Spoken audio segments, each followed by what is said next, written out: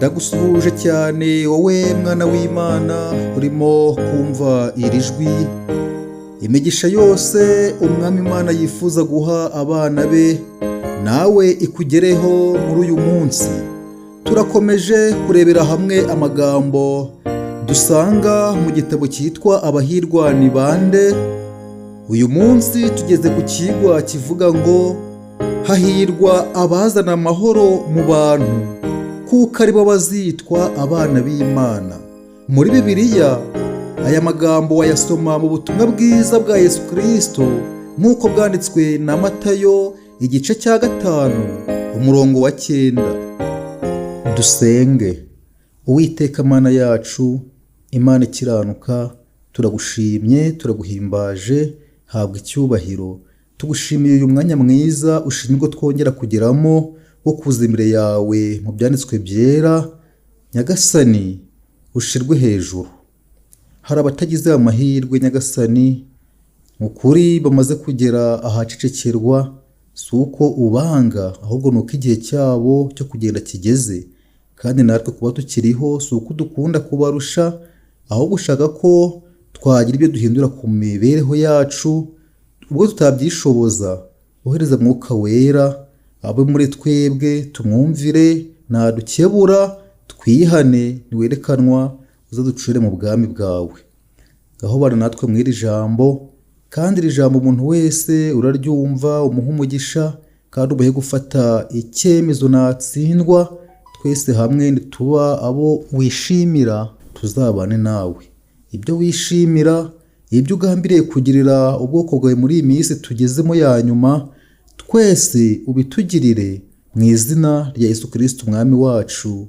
Amen. Kristo ni umwami w'amahoro. Yesaya igice cya 9 umurongo wa 6. Kandi umurimo we ni ukugarura mu isi n'ijuru amahoro yangijwe n'icyaha. Nuko rero ubwo twatsindishirijwe no kwizera, dufite amahoro ku Mana kubw'umwami wacu Yesu Kristo. Abaroma 5 umurongo wa 1. Umuntu wese wiyemeza kwanga icyaha no gukingurira umutima we urukundo rwa Kristo ahinduka umwe mu bafite amahoro aturuka mu ijuru. Nta handi habonerwa amahoro harutaha. Ubuntu bwa Kristo bwakiriwe mu mutima bunesha urwangano, buhosha amakimbirane, maze bukuzuza urukundo mu mutima. Umuntu ufitanye amahoro n'Imana kandi akayagirana na bagenzi be ntashobora kuba umuhanya. Igomwa ntirizaba mu mutima we, gukeka ibibi ntibizabonamo umwanya, urwangano ntirushobora kuwubamo. Umutima ugendana n'ubushake bw'Imana ugira amahoro yo mu ijuru, kandi uzakwiza imigisha y'ayo mahoro ahawuzengurutse hose. Umwuka w'amahoro uzampera nk'ikime ku mutima urushye kandi uremerewe n'amakimbirane yo mu isi. Abayoboke ba Kristo batumwe ku isi bafite ubutumwa bw'amahoro. Umuntu wese uzerekana urukundo rwa Kristo kubw'imibereho ye itunganye kandi ituje, umuntu wese uzayoboza undi amagambo cyangwa ibikorwa mu nzira yo kwanga icyaha no kwegurira Imana umutima we, azaba uzana amahoro mu bantu. Hahirwa abazana amahoro mu bantu, kuko aribo bazitwa abana b'Imana. Umwuka w'amahoro ni ubuhamya bw'isano bafitanye n'ijuru.